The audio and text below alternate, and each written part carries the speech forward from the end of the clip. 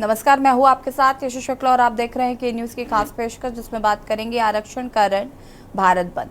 आरक्षण बचाओ संघर्ष समिति ने आज देशव्यापी भारत बंद का ऐलान किया है और यह ऐलान सुप्रीम कोर्ट के उस फैसले के विरोध में किया गया है जिसमें SC/ST आरक्षण के भीतर उपवर्गीकरण की अनुमति दी गई है। बंद को विभिन्न सामाजिक और राजनीतिक संगठनों ने खासकर राजस्थान में का समर्थन मिल रहा है। देखिए रिपोर्ट। SC/ST आरक्षण को लेकर आज भारत बंद का ऐलान।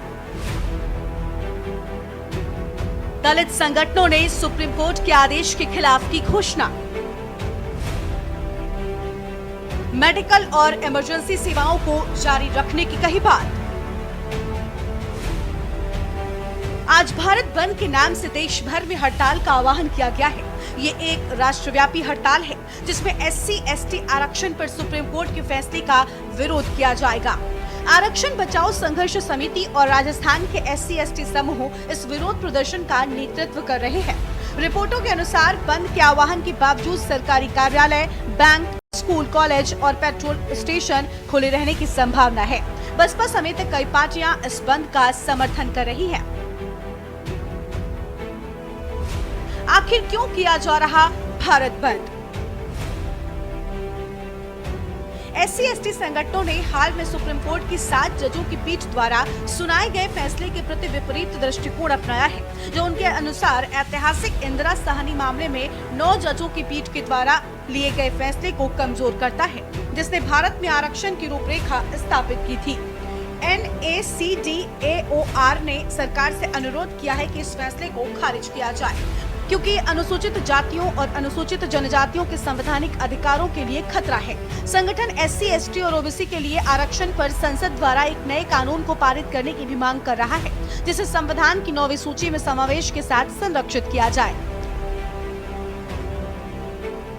तो सरकार दलितों के खिलाफ जो दोगली नीति लाई है आरक्षण में क्रीमी लेयर, तो इसको लेकर आज हम लोग भारत बंद रोड पे हैं और मैं सरकार से कहना चाहता हूं कि अध्यादेश जारी करके उसको वापस लिया जाए और आरक्षण का जो मामला है उसको 9वीं अनुसूची में डालकर बचाया जाए। सुप्रीम कोर्ट के द्वारा अनुसूचित जाति जनजाति में वर्गीकरण और उसमें क्रीमी लेयर लागू करने जैसे असंवैधानिक फैसले के खिलाफ आज हम लोग पूरे देश स्तर पर अनुसूचित जाति जनजाति के लोग रोड पर उतरे हुए हैं और पूरा भारत बंद रहेगा जब तक यह वापस नहीं होता है इनका फैसला। कांग्रेस हमेशा से इस प्रकार की झूठ और छल कपट की राजनीति करती है। आपको ध्यान में होगा कि जब ये विषय आया था तब माननीय प्रधानमंत्री जी ने, भारतीय जनता पार्टी की सरकार ने तत्काल ही इसको उसी समय माननीय न्यायालय के निर्णय के बाद, न्यायालय ने कमेंट्स किया था, निर्णय नहीं किया था, तत्काल इसको ब्रेक किया था। लेकिन कांग्रेस को तो झूठ और भ्रम की राजनीति देश के अंदर करना है। हालांकि SC/ST कोटे को लेकर भारत बंद के ऐलान पर अभी तक किसी राज्य ने कोई दिशा निर्देश जारी नहीं किए हैं। पश्चिमी यूपी और राजस्थान जैसे राज्यों में इसका असर जरूर देखने को मिल सकता है। ऐसे में पुलिस प्रशासन को अलर्ट पर रखा गया है। हालांकि आम लोगों से भी अपील की गई है कि वो अपने घरों से बाहर न निकले। भारत बंद का आह्वान करने वाले संगठनों ने कहा है कि देश में कोई भी सार्वजनिक परिवहन नहीं चलेगा, लेकिन इसे लेकर कोई आधिकारिक ऐलान नहीं हुआ है। कुछ जगहों पर सार्वजनिक परिवहन सेवाएं प्रभावित हो सकती हैं। इसके अलावा कुछ जगहों पर निजी दफ्तर भी बंद किए जा सकते हैं। ब्यूरो रिपोर्ट, के न्यूज इंडिया।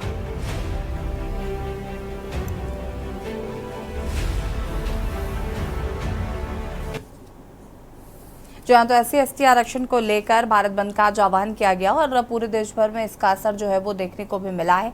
भारी पुलिस फोर्स पे तैनात की गई थी। आज इस मुद्दे पर बातचीत करेंगे। मेहमान हमारे साथ जुड़े हुए डॉक्टर ओम सुधा जी, दलित चिंतक हमारे साथ जुड़े हुए। बहुत बहुत स्वागत है आपका। सबसे पहले तो क्या कुछ टिप्पणी है आपके इस पूरे मामले को लेकर, इस पूरे प्रकरण को लेकर? मेरी आवाज आ रही है जी?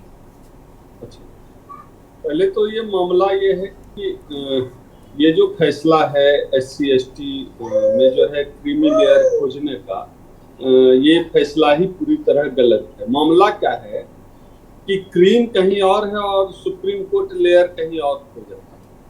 इस देश में जो जुडिशियरी है, 3% इस देश में ब्राह्मणों की आबादी और जो है लगभग 100% जज ब्राह्मण जाति के बने हुए। तो मुझे लगता है क्रीम वहाँ। इस देश में अभी DY Chandrachud chief justice of India हैं। इनके पिताजी भी चीफ जस्टिस ऑफ इंडिया थे और इनका जो बेटा है अभिनव चंद्रचूड़ अभी बम्बई हाईकोर्ट में वकील है। उम्मीद है कि भविष्य में जो है वो चीफ जस्टिस ऑफ इंडिया होंगे भारत के। तो इसमें मेरा कहना ये है कि ये तीनों, ये जो जजों की परंपरा चीफ जस्टिस ऑफ इंडिया बनने की आ गई है, तो इन्होंने कौन सा जो है कोई जज बनने की परीक्षा पास की है क्या? पिताजी जज थे तो जज बन जाएंगे, किसी के फूफाजी जज थे तो भतीजा जज बनेगा, किसी के मौसा जज है तो वो जज बनेगा। ये जो कॉलेजियम सिस्टम से 3% ब्राह्मण जाति के लोग जज बन रहे हैं सुप्रीम कोर्ट में, उसमें वर्गीकरण कब होगा? वहां जो है क्रीम नहीं दिख रहा है, वहां लेयर लगाइए जहां क्रीम है। इस देश में जितने भी केंद्रीय विश्वविद्यालय हैं, उस केंद्रीय विश्वविद्यालय में एक में भी दलित कुलपति नहीं है। वहां सभी के सभी लगभग 90% से ज्यादा जो है वो ब्राह्मण कुलपति है। वहां क्रीमी लेयर कब लगेगा?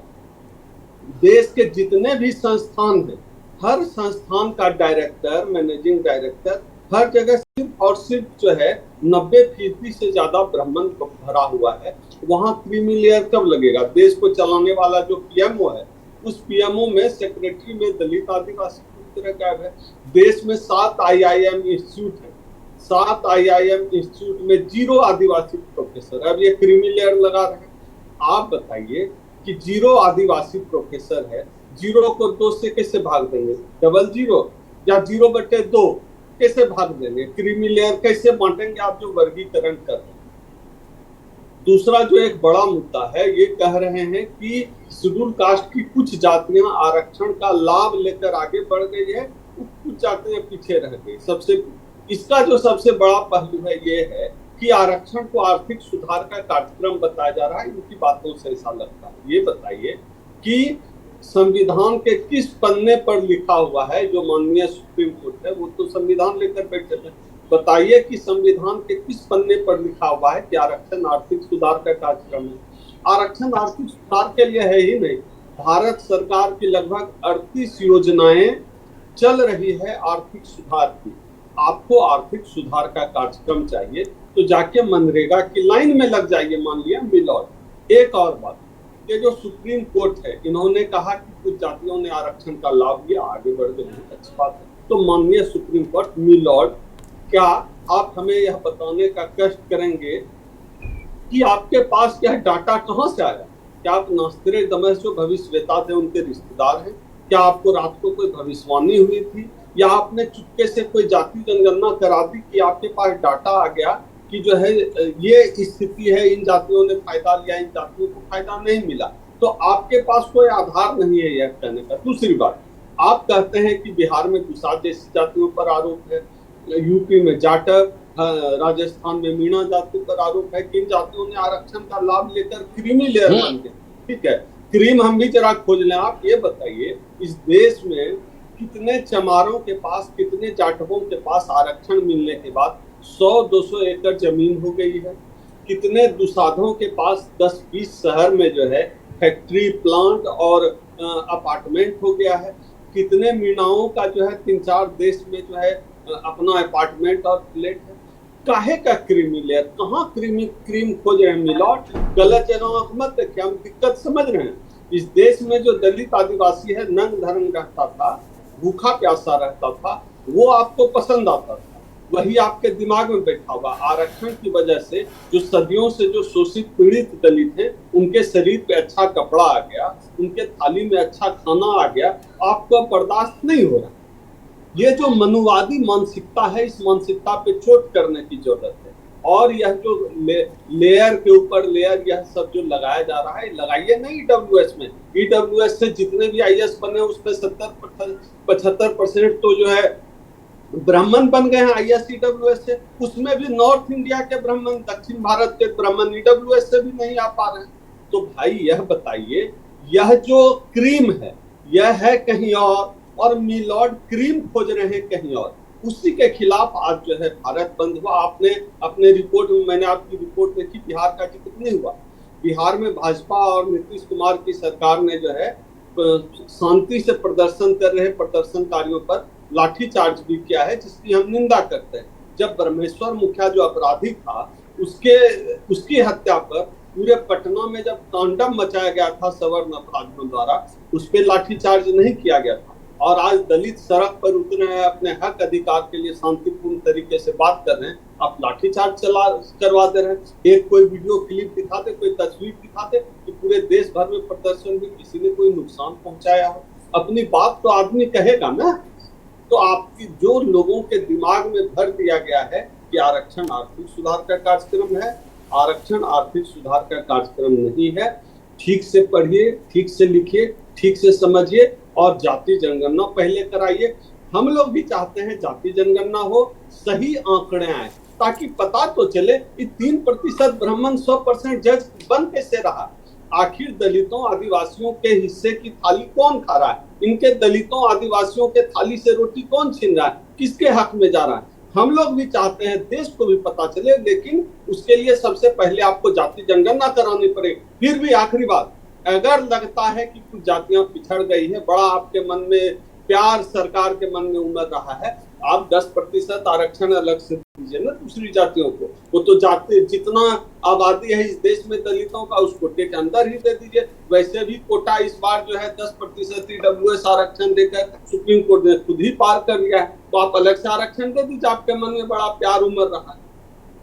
ठीक है, ओम सदा जी वापस आता है। आलोक सिंह सिकरवार जी, नेता कांग्रेस, हमारे साथ जुड़ चुके हैं, आपका भी स्वागत है। और सुनील तिवारी, वरिष्ठ पत्रकार, हमारे साथ जुड़ चुके हैं, आपका भी बहुत बहुत स्वागत है।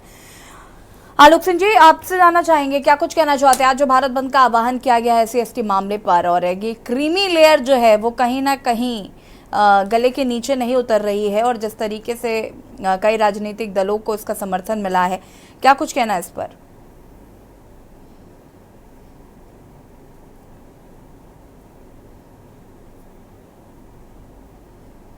आलोक सिंह जी, आवाज आ रही है आपको?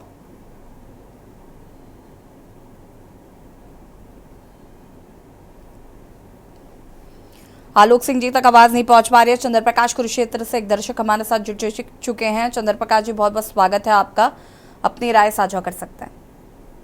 मैं ये कहना चाहता हूँ कि भारत में सबसे पहले अगर रिजर्वेशन मिला था तो हमारे समाज को मिला था, और 10 वर्षों के लिए मिला था।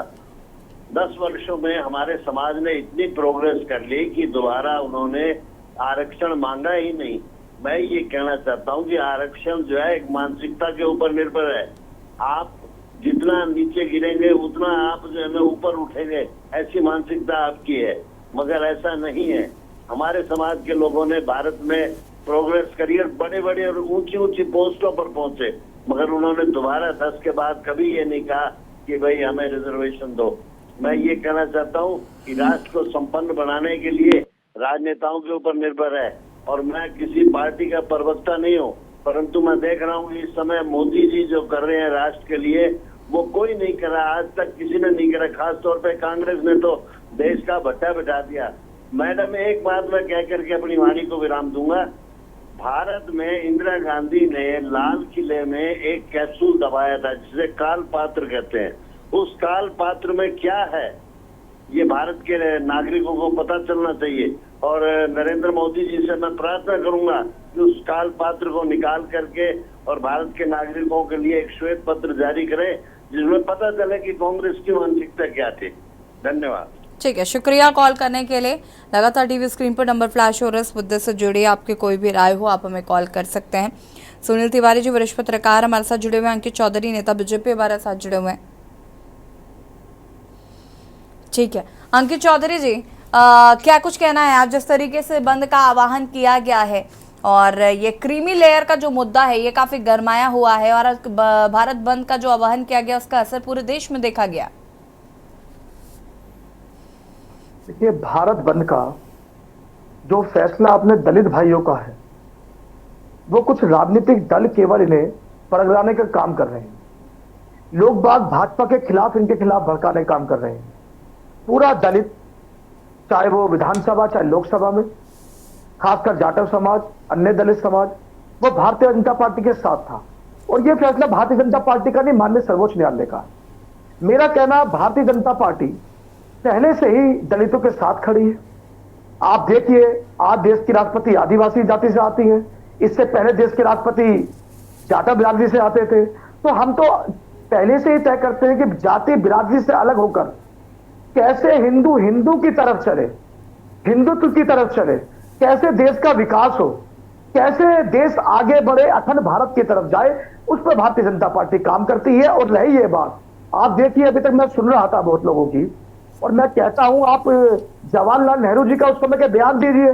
कांग्रेस के लोग बात कर रहे हैं, आज बड़गराने की बात कर रहे हैं, ज्ञापन दे रहे हैं अलग अलग जिलों में। भाई जब नेहरू जी थे तो क्यों तय नहीं कर रहे थे? नेहरू जी तो खिलाफ बोले पार्लियामेंट में, ये नेहरू जी की स्पीच ऑन रिकॉर्ड है कि मैं आरक्षण के खिलाफ हूं।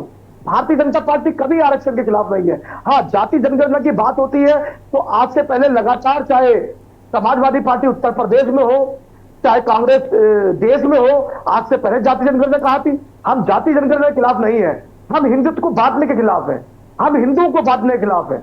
हिंदू एक जगह रहे, जाति बिरादरी से अलग उठकर कैसे देश को, हिंदुत्व का विकास हो, कैसे देश का विकास हो, इस पर भारतीय जनता पार्टी बात करती है। और रही कि सुप्रीम कोर्ट का क्या फैसला है, इसमें पार्टी का शीर्ष नेतृत्व क्या अपनी तरफ से अच्छी चीजें कर सकता है, इस पर बैठक चल रही है दिल्ली में और बहुत ही जल्द निर्णय आने वाला है। ठीक है, सुनील त्रिपाठी जी का रुख कर लेते हैं। सुनील जी, ये क्रीमी लेयर का मुद्दा काफी ज्यादा गरमाया हुआ है, जिस तरीके से बंद का आह्वान किया गया है। हालांकि ओबीसी वर्ग को ऑलरेडी ये क्रीमी लेयर में आता है, एससी एसटी को भी लाने की बात अब कही जा रही है और इसका विरोध पूरे देश भर में आज हमने देखा। सबसे पहले तो क्या कुछ टिप्पणी है आपकी इस पर?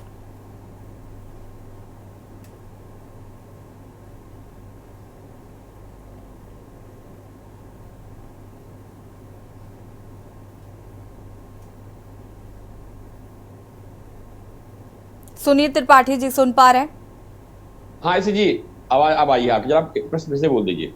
सुनील त्रिपाठी जी क्या कुछ कहना चाहते हैं? पूरे देश में आज बंद का आह्वान किया गया है, क्रीमी लेयर का मुद्दा जिस तरीके से गरमाया हुआ है और ओबीसी वर्ग के लोग ऑलरेडी क्रीमी लेयर में आते हैं और अब एससी एसटी के लिए कहा जा रहा है, जिसका विरोध काफी तेजी से किया जा रहा है, कई राजनीतिक दलों का भी समर्थन मिल गया है। देखिए एसी जी, अभी हमारे मित्र डॉक्टर साहब कह रहे थे कि 3% ब्राह्मण जो है नौकरियों में सबसे आगे आ रहे हैं। इस देश को मैं तो यही कहूंगा कि कुछ पॉलिटिकल पार्टियां हिंदुओं को जाति आधार पर, आरक्षण के आधार पर बांटना चाह रही हैं। अभी आपने देखा पड़ोसी देश में हिंदुओं के साथ क्या हुआ, किस वर्ग के लोग थे, किस जाति के लोग थे, किस धर्म के लोगों को देख करके उनको प्रताड़ित किया गया। केवल जो हिंदू थे, हिंदुओं के साथ क्या व्यवहार किया गया वो पूरी दुनिया ने देखा और भारत के लोगों ने भी देखा। आज आरक्षण के नाम पर जिस तरह से मैं तो कहूंगा कि इस देश को धोखा ही दिया जा रहा है। साथ में कहूंगा कि 70-75 साल हो गए हैं।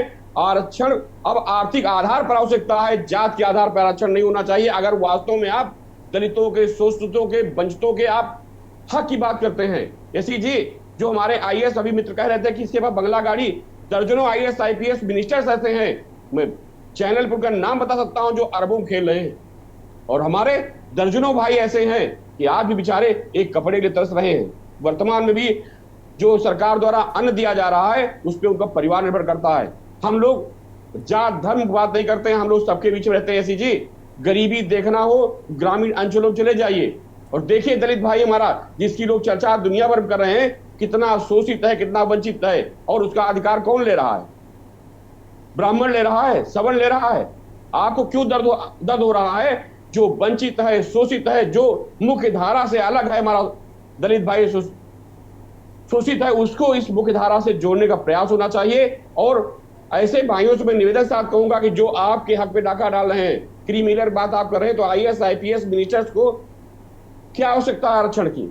आरक्षण की आवश्यकता उस व्यक्ति को है जिसके पास आज भी रोटी नहीं है, कपड़े नहीं है, और ये तो कहिए प्रधानमंत्री आवास योजना में आवास मिल रहे हैं। बंजारा एक जात होती थी, मैंने देखा है कि गांव किनारे आते थे बेचारे, न भोजन था उनके पास, न कपड़े थे, तंबू तान के रहते थे। तो अब आरक्षण के नाम पर हिंदुओं का बंटवारा किया जा रहा है कि हिंदू डिवाइड हो, और जाति जनगणना के आधार पर भी कांग्रेस इस देश को फिर बांटना चाह रही है। सन 47 में कांग्रेस ने बंटवारा किया, और हमको तो लग रहा है कि 2, 4, 7, 10 सालों में जाति जनगणना के आधार पर हिंदुओं को हिंदुओं बांटा जाएगा। भारतीय जनता पार्टी में प्रवक्ता नहीं, लेकिन भारतीय जनता पार्टी सबका साथ सबका विश्वास की बात करती है, एक वर्ग की बात नहीं करती, जात धर्म की बात नहीं करती है। आज जो स्थितियां विश्व में चल रही हैं, हम हिंदुओं को एक साथ रहने की परम आवश्यकता है। उसको अगर इसी से डिवाइड करते रहे राजनीतिक दल, तो इस देश के हिंदू क्या स्थिति होगी ऐसी जी, इसका आकलन हम लोग अभी नहीं कर सकते हैं जी। बिल्कुल सुनील जी, वापस आते हैं आपके पास। एक दर्शक कैलाश हमारे साथ झांसी से जुड़ चुके हैं। कैलाश जी, आपका भी बहुत बहुत स्वागत है, अपनी राय साझा कर सकते हैं। मैडम, हमारा कहने का तात्पर्य ये है कि आरक्षण का मतलब ये नहीं है कि आप मतलब बिल्कुल डफर हैं तो आरक्षण मिलना चाहिए। जो बच्चा पढ़ा लिखा हो, कंपटीशन फाइट करके आए, अच्छे नंबरों से आए, सर्विस में उसे होना चाहिए। ऐसा नहीं है कि मेरा बच्चा 80% 90% नंबर लेके आ रहा है, अगला 40% लेके आ रहा है, बिल्कुल डफर है और वो आरक्षण उसे होना चाहिए। बाबा साहब हमारे जो थे भीमराव अम्बेडकर जी, वो कह गए थे 10 साल के लिए। आज 78 साल हमारे देश में हो गए हैं, आज भी हम बीच की जिंदगी जी रहे हैं। ये तो गलत है, ऐसा नहीं होना चाहिए। आरक्षण नहीं, जो बच्चा पढ़ा लिखा हो, कंपटीशन फाइट करके निकले, नौकरी उसे मिले। मेरे भी बेटे हैं, सत्येंद्र यादव, शिवम यादव, देवा यादव, सौरभ यादव। मैं कहता हूँ बेटा पढ़ो लिखो और अपनी मेहनत से अगर करो, अगर सर्विस मिले तो ठीक है, नहीं अपना बिजनेस करो। ये थोड़ी है कि तुम डफर हो और तुम नौकरी की हाथ लगाए बैठे हो तो मिल जाए। तो मैं तो इसके बहुत खिलाफ मैडम। ठीक है, शुक्रिया कॉल करने के लिए। और बात कर रहे हैं आरक्षण को लेकर, जिस तरीके से भारत बंद का आह्वान किया गया है। ओम सुधा जी, क्या कुछ कहना चाहते हैं? पहले तो दर्शक की बात पर मैं आपकी प्रतिक्रिया चाहूंगी। बिल्कुल बिल्कुल, तो डफर बोल रहे हैं जो कंपटीशन से नहीं आए, अभी लेटरल एंट्री से जो है 4 साल में जितने IAS बनाए मोदी जी ने, उनको डफर कहना ठीक नहीं होगा।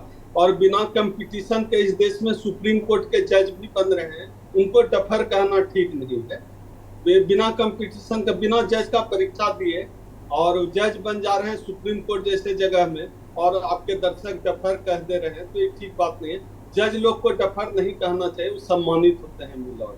खैर, अभी हमारे भाई अंकित चौधरी जी ने और ये आपके पत्रकार महोदय जो भाजपा के प्रवक्ता के लिए मैं तो मेल करूंगा मोदी जी को, इनको भाजपा का प्रवक्ता बनाया जाए, कि अच्छी तरह से आप देश को बांटिए मत आरक्षण के नाम पे उदयराज जी। अब आवश्यकता देखिए इस देश को क्या है, हिंदुओं की क्या उनके साथ हो रहा है, इस पे आप ध्यान दीजिए। और दलितों के अगर आप वास्तव में हमदर्द हैं, जो गरीब है उसको आरक्षण क्यों नहीं मिल पा रहा है? बोलिए। हाँ बोलिए, बताइए। फिर बोलना और बोल लीजिए, मुझे सुनने की आदत है मुझे। हमने 3000 साल सुना है, 10 मिनट और बोल दीजिएगा, बहुत असर नहीं पड़ेगा।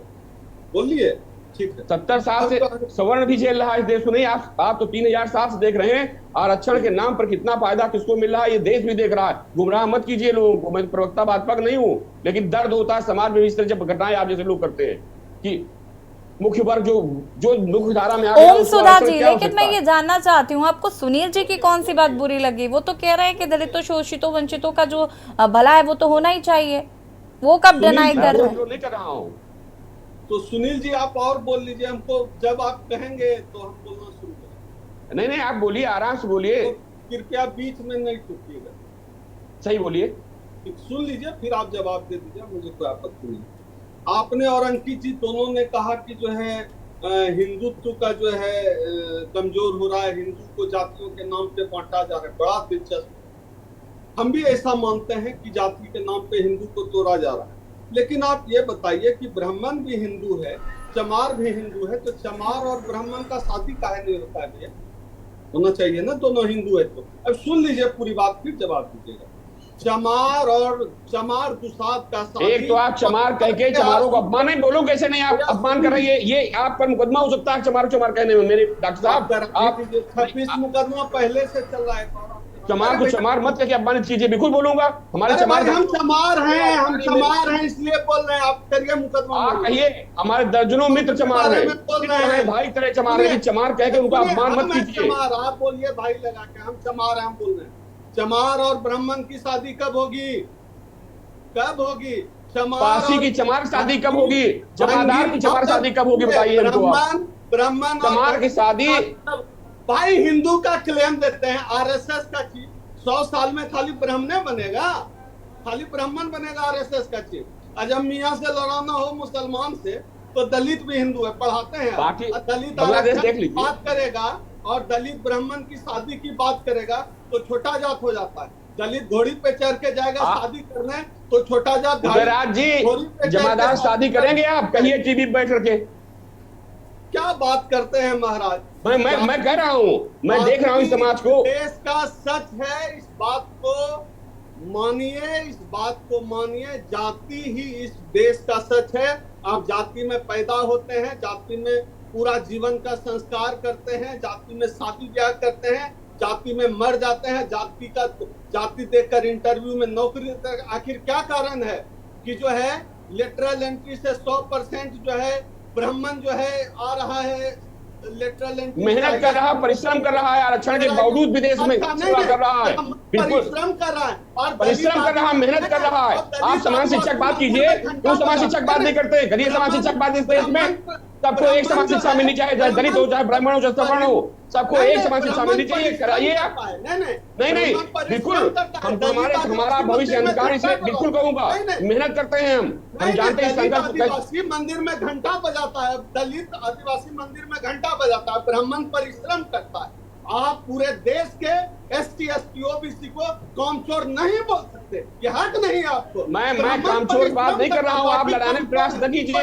मैं आपसे ज्यादा दलितों नहीं, डॉक्टर ओम सुधा जी, आप अपने शब्द किसी और के मुंह में नहीं डाल सकते, प्लीज। आप अपने शब्द किसी और के मुंह में नहीं डाल सकते। वापस आते हैं, आप सभी हमारे साथ बने रहिएगा, चर्चा को आगे बढ़ाएंगे। और आरक्षण पर, भारत बंद पर आज हम बात कर रहे हैं और मेहमान हमारे साथ लगातार जुड़े हुए हैं। भास्कर दिल्ली से एक दर्शक जुड़ चुके हैं। भास्कर जी, बहुत बहुत स्वागत है, अपनी राय साझा कर सकते हैं।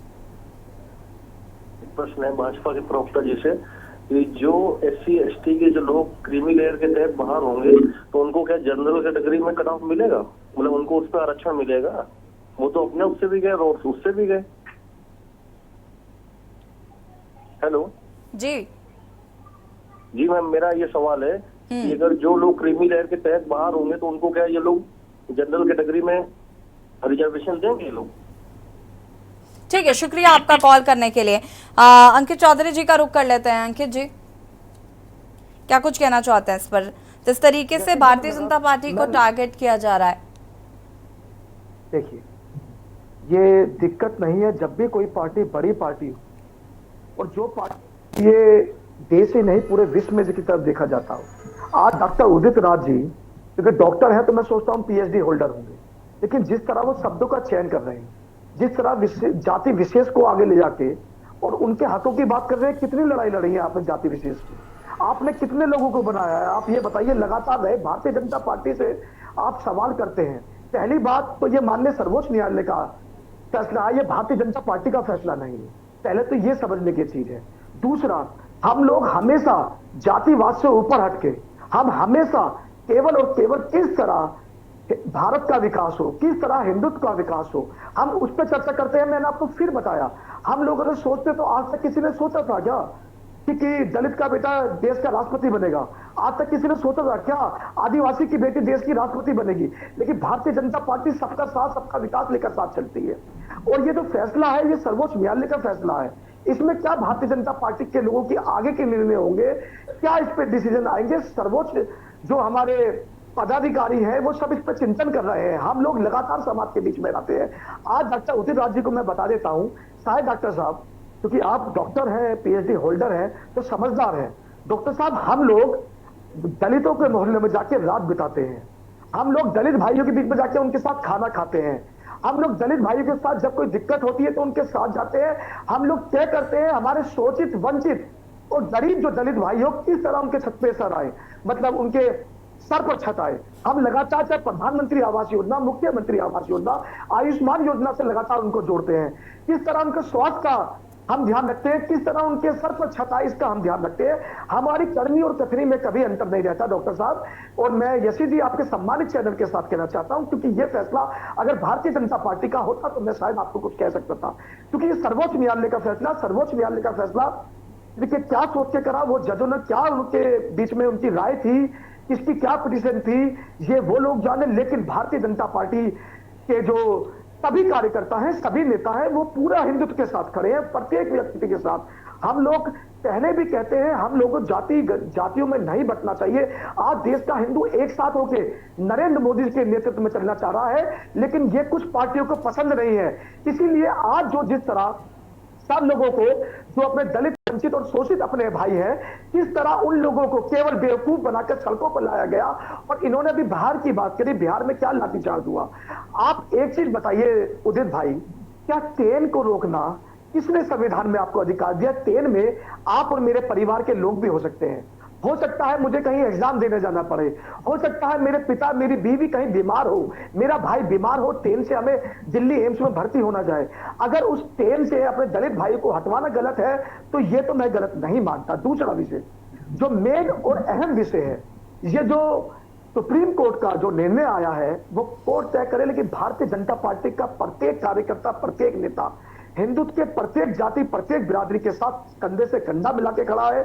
हमारा जो भी शोषित, वंचित और गरीब वर्ग का तबका है, क्योंकि पंडित दीनदयाल जी की ये मांग थी कि इस देश का उद्धार जब होगा जब पंक्ति में अंतिम व्यक्ति को सरकार की योजना को लाभ मिलेगा, उस पर हम लोग चलते हैं। और यशी जी, मैं फिर अपने सम्मानित चैनल जी कहना चाहता हूं, डॉक्टर उदित राज जी को ये बात शोभा नहीं देती बार बार, क्योंकि ये उस जाति से आते हैं, बार बार कहना कि उनका उद्धार नहीं। आज आप कहां तय कर रहे हैं उदित भाई? देखें, इस देश के सर्वोच्च पद पर कोई बैठा हो तो उनका नाम रामनाथ कोविंद था, वो गरीब समाज से आता था। मेरा नाम ओम सुधा है। डॉक्टर ओम सुधा जी, आप देखिए आज कोई सोच सकता है क्या? डॉक्टर रामनाथ कोविंद जी देश के राष्ट्रपति की गद्दी पर बैठे, ये केवल भारतीय जनता पार्टी में ही केवल सिद्ध होता है, केवल करने के निर्णय होता है, क्योंकि हम लोग सबका साथ सबका विकास की बात करते हैं। और डॉक्टर साहब, आप पीएचडी होल्डर हैं, अगर आप ऐसे शब्दों का चयन करोगे एक सम्मानित चैनल पे तो अच्छा मैसेज नहीं जाता। ठीक है, अगर अंकित जी वापस आते हैं, रुक जाइए, वापस आते हैं। सुनील त्रिपाठी जी की प्रतिक्रिया के बाद वापस डॉक्टर ओम सुधा जी का रुख करते हैं। सुनील त्रिपाठी जी, यहाँ पर अभी आपने दलित चिंतक को भी सुन लिया, उनकी चिंता भी समझ ली, क्या कहना है? यशी जी, मैं डॉक्टर साहब बड़ा निवेदन साथ कहना चाह रहा हूँ कि आप उस जात से आते हैं, मैं ब्राह्मण जात से आता हूँ, खुल कह रहा हूँ, चलो मैं ब्राह्मण हूँ। मेरे डिबेट उठा के देख लिए चैनलों पे, 100 से कम तो मेरे वीडियो नहीं होंगे जहां मैं शोषित, वंचित, दलितों की बात खुल करता हूं, किसी प्लेटफॉर्म करता हूं। मैं नहीं चाह रहा हूं कि उस वर्ग को आरक्षण के नाम पे लाभ न मिले जो सबसे लास्ट श्रेणी में आज भी जीने के लिए विवश है। डॉक्टर साहब, आपने पीएचडी किया होगा, कैसे किया होगा ये आप जान रहे हैं। अगर पढ़े लिखे नहीं होंगे आप तो आज यहां ना होते, लेकिन इस तरह के वक्तव्य आप देना, गांव की स्थिति देख लीजिए, 78 सालों में जिनके बच्चे आईएएस आईपीएस हो गए, मैं नाम बता सकता हूं, मेरे कई मित्र हैं। और जो ये कह रहे हैं कि ब्राह्मण शादी नहीं हुई, मैं इस बात के लिए कह रहा हूं, श्री कृष्ण जी को अगर आप जानते हो, एक आईएएस थे, उनकी पत्नी कौन है? आप उस योग्य बनिए। तो आप एक बात टारगेट खाली एक विशेष जात हम लोग ले रहे हैं ब्राह्मण के लिए, आप नीचे वाले को अपने साथ बैठाइए। मैं बड़ा निवेदन साथ कह रहा हूं कि जमादार बेचारा जो सबसे बड़ा सेवक हमारा होता है, लोग उसके वहां पानी नहीं पीते। क्यों नहीं पीते हो आप? अगर समानता की बात करते हो तो आप हमारे साथ बैठो, तो नीचे वाले भी अपने साथ बैठाओ। इसी जी, और हम लोग चर्चा आरक्षण कर रहे हैं, जाति पे कर रहा हूं मैं। आरक्षण से मैंने हमेशा, आरक्षण मामले मैंने हमेशा यही कहा है कि जो गरीब है, जिसको वास्तव में आरक्षण की आवश्यकता है, आरक्षण आर्थिक आधार पर होना चाहिए। क्या ब्राह्मण गरीब नहीं? क्या सवर्ण गरीब नहीं? मैं मजदूरी करते दिखा सकता हूं चौराहों पे, सवर्ण भी आज स्थिति में आ गया है। तो इस देश के साथ रहना, तो जो गरीब है उसको आरक्षण लाभ दीजिए। आप समान शिक्षा की बात कोई करता हो, ऐसी चीज बता दीजिए। मैं 25 सालों से लिखित भी मांग कर रहा हूं और चैनलों भी मांग कर रहा हूं कि इस देश के हर व्यक्ति को समान शिक्षा का अधिकार होना चाहिए। जो एक आईएएस के बेटा कॉन्वेंट पढ़ेगा तो मेरा मजदूर बच्चा भी कॉन्वेंट जैसी शिक्षा पाना चाहिए। इतना इस पे कोई नहीं बोलेगा, क्योंकि हमको हक मार के आगे बढ़ना, पीछे नहीं देखना है। आप समान शिक्षा की बात कीजिए कि जिस कॉन्वेंट बच्चे, इसी जी सबसे देखिए, इस भारत का दुर्भाग्य है कि हम कॉन्वेंट से पढ़ के आते हैं। एक बेटा हमारा गांव पट्टी पढ़ के आ रहा है, परीक्षा एक समान होती है, कैसे वो सफल होगा? कैसे मुख्यधारा में हम लाएंगे? आप इस पर भी विचार कीजिए। जब तक समान शिक्षा लागू नहीं होगी इस देश में, तब तक जो निचला वर्ग है उसका विकास होना मुंगेरी लाल के सपने मान रहा हूं। जितनी क्रीमी लेयर जिनके जी। वापस आते हैं सुनील जी। ओम सुधा जी। सुनील जी थोड़ा सुनिएगा भैया, इनका न फिर बीच में न बोलिएगा। आप बोल रहे थे, हम दोनों बार बीच में नहीं बोले, सुन लीजिए, एक आदत डालिए। बहुत बोले हैं आप लोग, हम लोग तो सुने। नफरत नहीं, प्यार से सुनाइए यार, बीच में बोल आप ऐसी आप भाषा बोलो, मजबूरी बोलना पड़ता है। प्यार से, प्यार से।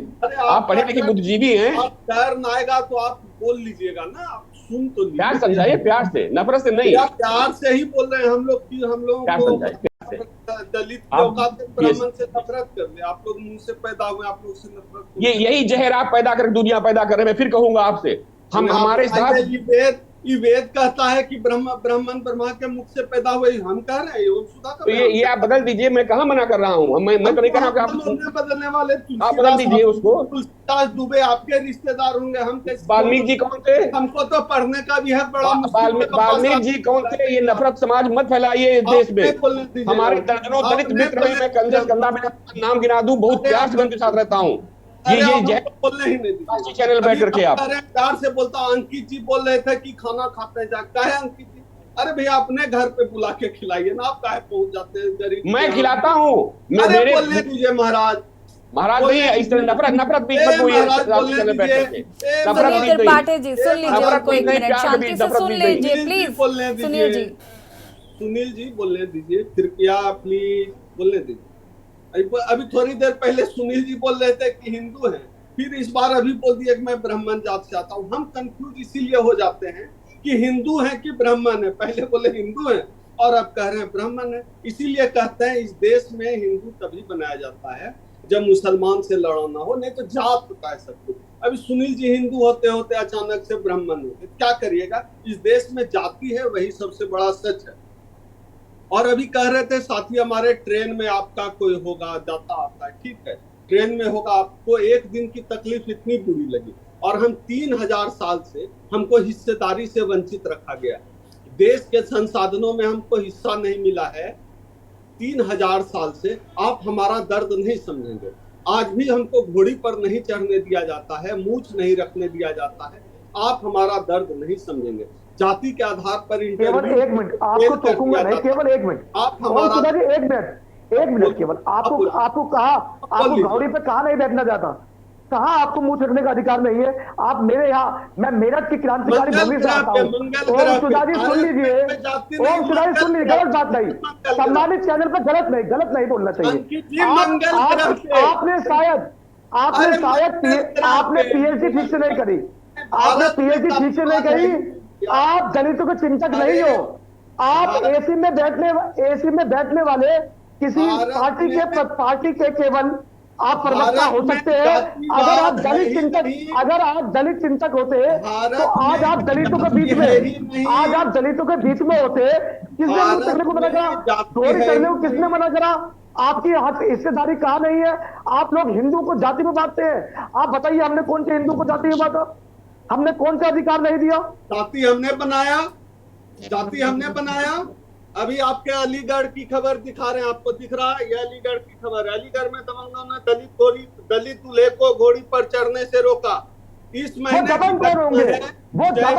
दबंग सुनिए, डॉक्टर ओम सुधा जी एक सेकंड रुकेगा। अंकित जी, डॉक्टर ओम सुधा जी, आप एक ही तराजू में सबको नहीं तौल सकते हैं। ये कहीं कहीं के रीजंस हैं, ये कहीं कहीं की चीजें हैं, ये हर जगह लागू नहीं होती। केवल डॉक्टर साहब को ये बताइए, ये दलित चिंतक नहीं हो सकते। नहीं, अरे हम क्या है? आप ओम सुधा जी, आप दलित चिंतक नहीं है। बैठने वाला व्यक्ति दलित चिंतक नहीं हो सकता। आपकी नजर में नहीं और ओम सुधा जी, आप दलित आपके कहने से नहीं चलेगा। दलित आपके कहने से नहीं चलेगा। अब दलित जात। अंकित चौधरी जी और डॉक्टर ओम सुधा जी रुकिए जरा। डॉक्टर ओम सुधा जी और अंकित जी होल्ड ऑन। भाई डॉक्टर ओम सुधा जी और अंकित चौधरी जी प्लीज। डॉक्टर ओम सुधा जी, मेरा सवाल आपसे है, ये कहीं कहीं के मसले हो सकते हैं, हर जगह के मसले नहीं होते, और हर सभी को, हर एक सेकंड रुक जाइए। आप सबको अगर शांति से सुनते तो मुझे भी सुन लीजिए। अगर सबको आप एक ही तराजू में तौलेंगे तो कैसे काम चलेगा?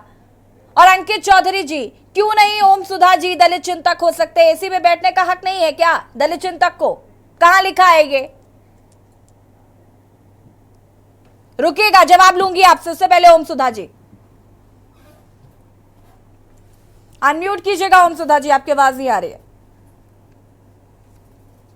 अच्छा, अभी ठीक है? हाँ जी। हाँ, ऐसा है कि मैं अंकित जी को नहीं कह रहा हूं कि आपने ऐसा किया, लेकिन इसी देश में जाति के आधार पर आज की तारीख में भी भेदभाव होता है। इसी देश में आज की तारीख में जाति के आधार पर राजस्थान की राजधानी जयपुर में एक, मैं पूरी जिम्मेदारी से कह रहा हूँ कोई बात, आईपीएस अधिकारी को घोड़ी पे चढ़ के शादी नहीं करने दिया गया, पुलिस प्रोटेक्शन में शादी करने दिया गया। अब हम आंख मूंद लेंगे तो ऐसा थोड़ा है कि दिन को रात हो जाएगा। जाति एक सच है, जाति का उत्पीड़न इस देश में मानना चाहिए। जब तक नहीं मानेंगे, बीमारी को स्वीकार नहीं करेंगे, तब तक इलाज नहीं होगा। इस दम्भ में मत रहिएगा, चिल्ला देंगे तो बात खत्म हो जाएगी। और रही बात आरक्षण, आप कहते हैं इस देश में भेदभाव का आधार जो है आर्थिक है, आरक्षण को आर्थिक क्यों बना रहे? केंद्र सरकार की, मोदी जी की 38 योजनाएं हैं, 38 योजनाएं मोदी जी के आर्थिक सुधार की चल रही है। आपको आर्थिक सुधार चाहिए, जाके मनरेगा की लाइन में लगिए ना। और 10% आरक्षण तो ईडब्ल्यूएस को दिया हुआ है, उस पे तो आपने कोई बात नहीं की। आरक्षण का मतलब सीधा है, इस देश के वो लोग जो कि विकास की रेस में पीछे रह गए, जिनका डेवलपमेंट सिर्फ इसलिए नहीं हो पाया क्योंकि वो कथित रूप से निचली जाति में आते हैं। और जाति हमने नहीं बनाई, अगर हमने जाति बनाई होती, हम इसके हायरार्की के टॉप पे होते ना, हम तो सबसे नीचे हैं। हमको दलितों को तो 4 वर्णों में भी नहीं रखा, 5म वर्ण करके गांव के दक्षिण में बसा दिया गया। तो हम तो वहां से आए हैं उठ के, और आज बर्दाश्त नहीं हो रहा है। एसी जी ने तो जवाब ही दे दिया अंकित जी को, तो मैं दोहराना नहीं चाहूंगा। ओम सुधा जी, एक सवाल और है मेरा, एक सेकंड, एक सवाल और है मेरा कि बीजेपी को टारगेट क्यों कर रहे हैं? क्योंकि ये जो आपका ये जो वर्डिक्ट है ये सर्वोच्च न्यायालय का है और आपको राजनीतिक दलों का समर्थन मिल रहा है और वो सबके सब बीजेपी को टारगेट कर रहे हैं। क्यों? बीजेपी ने तो ये वर्डिक्ट दिया नहीं है। अब मैं बोलूं जी, अभी जो लोकसभा चुनाव हुआ 2024 में, आदरणीय प्रधानमंत्री नरेंद्र मोदी जी तेलंगाना की सभा में बोलकर आए। मैं ऑफिशियल कर रहा हूँ, तेलंगाना की सभा में वर्गीकरण का समर्थन करके आए। और वर्गीकरण की जो लड़ाई लड़ रहे हैं, सुरेश या कुछ नाम है, मैं भूला हूँ, मंच पे उनको गले लगाकर बोले ये मेरा भाई है, इनकी लड़ाई में मैं इनके साथ हूँ और यह मेरा सपना है। मोदी जी बोलकर आए, इसलिए मोदी जी पर सवाल उठाए। मोदी जी अगर ऐसा नहीं बोलते तेलंगाना में तो मोदी जी पे सवाल नहीं उठता। तो इसलिए आपके सवाल का जवाब यही है, इसलिए जो है भारतीय जनता पार्टी पर सवाल उठा है। और आप देख लीजिए तमाम जगहों पर इन चीजों का दलितों से जुड़ा हुआ जो मुद्दा है, जैसे जातिगत आरक्षण, उसके खिलाफ किस पार्टी के लोग खड़े होते हैं, किस पार्टी के समर्थक खड़े होते हैं। तो सीधी सी बात है कि दिखता है कि इस आरक्षण के खिलाफ कौन खड़ा है। इसलिए हम लोग नरेंद्र मोदी जी और भारतीय जनता पार्टी के खिलाफ करते हैं। ठीक है, अंकित चौधरी जी अनम्यूट कीजिएगा। आप जब भी इससे पहले जो डॉक्टर साहब ने कहा, मेरा केवल इस नहीं, सम्मानित चैनल पर बैठ के आप केवल व्यक्ति विशेष केवल एक ही बात करेंगे कि मैं ये वो मोदी जी की बात करते हैं। ये देश के वो प्रधानमंत्री हैं जो वाल्मीकि समाज के पैर धोके और उनके पैरों की चरण वंदना करते हैं। मोदी जी, मैं फिर कह रहा हूं, भारतीय जनता पार्टी, ये जातिवाद के ऊपर केवल भारतीय जनता पार्टी को टारगेट बनाया जा रहा है। ये फैसला भारतीय जनता पार्टी का नहीं, सर्वोच्च न्यायालय का है। और भारतीय जनता पार्टी जाति प्रथा के बिल्कुल खिलाफ है। मैं फिर कह रहा हूं, आपने कहा कि दलित को बैठने का अधिकार एसी में नहीं है। मैंने इन्हें एसी में अधिकार नहीं कहा। इन्हें इतनी चिंता है तो आज ये सड़कों पे होते, इन्हें इतनी चिंता होती तो आज से पहले कितने दलितों के लिए खड़े हुए हैं। हम लोग खड़े हुए हैं क्योंकि हम लोग हिंदुत्व के लिए खड़े हुए हैं। हम प्रत्येक समय अपने दलित भाइयों के बीच में रहते हैं, हम प्रत्येक समय उनके दुख दुर्द में उनके साथ रहते हैं। तो मैं केवल इनसे ये कहना चाहता हूं कि अब इन हिंदुओं को जाति बिरादरी में बांटने की कोशिश नहीं करिए। अब हिंदू जाग चुका है और हिंदू ने मान लिया है, ठान लिया है। बांग्लादेश की जिस तरह घटना हुई है उससे हिंदू का, प्रत्येक हिंदू का पूरा मन परेशान है, पूरा मन और दिल तार-तार हो गया है। और अब हिंदू जाति और बिरादरी में नहीं बटेगा। अब हिंदू हिंदुत्व के साथ खड़ा होकर भारतीय जनता पार्टी और नरेंद्र मोदी और योगी जी के साथ कंधे से कंधा मिलाकर खड़ा है। सुनील त्रिपाठी जी, ओम सुधा जी ने जो भी वक्तव्य रखा उस पर क्या कहना? मैं ओम सुधा जी से इतना कहना चाह रहा हूं ऐसी जी कि आरक्षण तो आप तब से बोलते चले आ रहे, जरा एक बार समान शिक्षा बोल दीजिए। क्यों लोगों को दर्द होता है कि मेरा बेटा कानून पढ़ रहा है, दलित शोषित वंचितों बच्चों को भी वही शिक्षा मिलेगी? इतनी देर से किसी एक इस टाइप पे एक बार भी बोला हो आपने तो बताइए हमको। मैं समान शिक्षा की, समान अधिकार की बात करता हूं, जाति बात नहीं करता हूं। इस देश में हर व्यक्ति को समान मुख्य धारा में आने का अधिकार है, चाहे वो सवर्ण हो चाहे वो दलित हो चाहे शोषित हो, वो भारत का नागरिक है, उसको मुख्य धारा में लाना ये हमारा भी दायित्व है, सरकारों को भी दायित्व है। तो आप समान शिक्षा की कोई चर्चा नहीं कर रहे हैं। अरे उसको शिक्षित कीजिए। अगर आप शिक्षित न होते यहाँ, ओम सुधा जी तो यहाँ नहीं बैठे होते, आप भी किसी खेत में काम करते होते। हम शिक्षित न होते तो यहाँ न होते, हम भी कहीं और बैठे होते। तो आप समान शिक्षा पे कोई वक्तव्य नहीं दे रहे। एक बार जरा कह दीजिए कि इस देश में दलितों के साथ को भी समान शिक्षा का अधिकार है और एक IAS एक मिनिस्टर बच्चों को समान शिक्षा का अधिकार है। इस पे आप नहीं बोल रहे हैं। ओम सुधा जी मैं बोलूं? मुझे बोलना? अच्छा। ये तो गजब। अंकित जी ने कहा मोदी जी का जो है सपना है कि सब हिंदू और हिंदू, बड़ा अच्छा लगा बोलते हैं। लेकिन हमको तब भी अच्छा लगा था कि मोदी जी जब बोल रहे थे कि मैं पिछड़ा का बेटा हूँ। अमित शाह जो है अहमदाबाद में 2018 में मोदी सम्मेलन में जो है, मोदी जाति का सम्मेलन था, उसमें थे। तो अच्छा है, बीजेपी जाति के खिलाफ काम करती है। लेकिन मोदी जी जब इस देश में शायद पहली बार हुआ होगा कि देश का प्रधानमंत्री जो जाति के खिलाफ काम करता है मंच पे कहता हो मैं पिछड़ा हूँ, पिछड़ा का बेटा हूँ। इस देश में पहली बार हुआ है कि प्रधानमंत्री अपनी जाति बता रहा हो। तो और दूसरी बात, जाति देखकर इस देश में ऐसा कोई सीट है क्या, लोकसभा विधानसभा का कोई सीट जो भारतीय जनता पार्टी बिना जाति ये जाति भी कब बताई थी आपको, ये याद है डॉक्टर ओम सुधा जी? बिहार में डू यू रिमेम्बर कि उन्होंने ये जाति क्यों बताई थी? क्योंकि राहुल गांधी जी बार बार पूछ रहे थे और उन्होंने भरे मंच से ये बात कही थी कि मैं ओबीसी वर्ग से आता हूँ। ठीक है, ये काउंटर अटैक है। आप ये क्यों नहीं कह रहे हैं कि राहुल गांधी जी पूछ रहे थे कि आप किस जाति के हैं? आप बोल लीजिए। जिस पार्टी का आपको समर्थन मिल रहा है उस पार्टी के नेता बड़े मंच से पूछ रहे थे कि आप किस जाति के हैं, और उस जाति के जवाब में अगर सामने से जवाब आ रहा है तो फिर आप उस वक्तव्य को लेकर पकड़ कर बैठे हुए हैं। हम इसलिए उस वक्तव्य को लेकर बैठे हुए हैं क्योंकि बिहार में जो है भारतीय जनता पार्टी ने तेली सूढ़ी सम्मेलन कराया था। आपको शायद पता नहीं होगा, हम लोग थोड़ा नजर रखते हैं जातियों में क्या चला। तेली सूढ़ी सम्मेलन कराया था। ये अमित शाह जी जो है यहाँ अहमदाबाद में मोदी जाति के सम्मेलन में जो है चीफ गेस्ट बन के पहुंचे थे। तो ये कहना किसी को शुद्ध बना देना जो है ना कि जो है जाति की राजनीति नहीं करते, सब ठीक है, किसी को बरगलाने के लिए अच्छा है। कम से कम हम लोगों से तो ये सब बात जो है करना नहीं चाहिए हम लोगों के सामने कि कोई जाति पात नहीं कर रहा है। नहीं, ऐसा नहीं है भैया, हर जगह जाति पात भी है। इस भारत में जाति ही है जिसके जाने का इंतजार हम लोग कर रहे हैं, क्योंकि उसके भेदभाव का दंश हजारों साल से, 3000 साल से हम झेल रहे हैं, आज भी झेल रहे हैं। और नहीं झेल रहे होते तो आज जो सत्ता और संसाधन में जो है हर जगह जो है हमारी भागीदारी होती, जो हमारी भागीदारी नहीं है। सुनील त्रिपाठी जी। ओम सुधा जी जरा एक बार शिक्षा, समान शिक्षा बोल दीजिए कि दलितों के बच्चों को भी कॉन्वेंट स्कूलों में पढ़ने का समान अधिकार होना चाहिए। मैं तो ये कह रहा हूँ कि विश्वविद्यालय में जो वाइस चांसलर की नियुक्ति होती है, समान शिक्षा तो हो ही, जो विश्वविद्यालय की नियुक्ति, आप तो लड़ा कांग्रेस से समान शिक्षा हो, लेकिन विश्वविद्यालय में आप धारणा है, वही धारणा आपकी, लेकिन वाइस चांसलर नहीं कर, बात नहीं कर रहा हूँ। इस देश के गरीब किसान मजदूर शोषित की बात कर रहा हूँ कि शिक्षा एक समान होनी चाहिए। जरा उस पर बोल दीजिए आप। हम वही कह रहे हैं, अरे हम वही कह रहे हैं कि समान शिक्षा होने के साथ साथ जो वाइस चांसलर की नियुक्ति होती है उसमें भी। चलिए सुधा जी आगे भी बता दीजिए कि आगे के क्या कुछ प्लान्स होने वाले हैं। आज तो भारत बंद था, आगे का फटाफट बताइए, आगे क्या है आपकी रणनीति? अभी मैं इस मामले में सुप्रीम कोर्ट में रिव्यू पिटीशन कर डाल रहा हूँ। एक तो कानूनी लड़ाई वो है, बाकी इस मामले में हम लोग चाहते हैं कि सुप्रीम कोर्ट फटे में टांग ना अड़ाए। कानून बनाने का काम संसद का है। हमारे यशस्वी प्रधानमंत्री नरेंद्र मोदी जी पर मुझे पूरा भरोसा है, उन्होंने कहा आरक्षण कोई छू नहीं सकता। डॉक्टर ओम सुधा जी, मोदी जी संसद का विशेष सत्र बुलाएंगे। न्यायालय को हक है।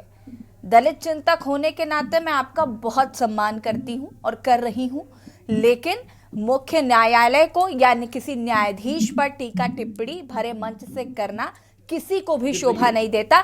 मैं ये कतई बर्दाश्त नहीं करूंगी। संसद में ताला मार देना चाहिए। डॉक्टर ओम सुधा जी, ये अलग मैटर है, लेकिन न्यायाधीश को आप इस तरीके से टारगेट नहीं कर सकते। 80,000 केस पेंडिंग है सुप्रीम कोर्ट में, उसको देखे ना सुप्रीम कोर्ट। हाँ, ये आप कह सकते हैं कि भैया 80,000 केस है उनको देख लो, लेकिन आप ये नहीं कह सकते कि हमारे फटे पे टांग मत अड़ाइए, क्योंकि यही सुप्रीम कोर्ट है जब आपको न्याय देना होता है तो अपनी टांग अड़ा के काम करता है। ओम सुधा जी, हर समय ना न्यायालय को कटघरे में खड़ा करना भी ठीक नहीं है। मंत्री और अपनी संसद पर भरोसा है, संसद में विधेयक। चलिए ठीक है, आप सभी का बहुत बहुत शुक्रिया चर्चा में शामिल होने के लिए। और बात कर रहे हैं आरक्षणकरण, जिस तरीके से आज भारत बंद का आह्वान किया गया है। हालांकि आगे की जिस तरीके से रणनीति जो है वो तय करनी है सुप्रीम कोर्ट के खिलाफ। सुप्रीम कोर्ट में एक पिटीशन जो है वो दायर की जा रही है, ताकि इसको जो भी फैसला आया है कि क्रीमी लेयर के तहत SC/ST को रखा जाएगा, उसको लेकर भी ये SC/ST समाज की तरफ से जिस तरीके से भारत बंद का आह्वान किया गया है, विरोध प्रदर्शन जगह जगह पर किया गया है। देश भर में आज इसका व्यापक असर भी देखने को मिला। आगे की क्या कुछ रणनीति बनाई जाती है वो देखना होगा। फिलहाल जनहित में इतना ही। देखते रहिए के न्यूज़ इंडिया। नमस्कार।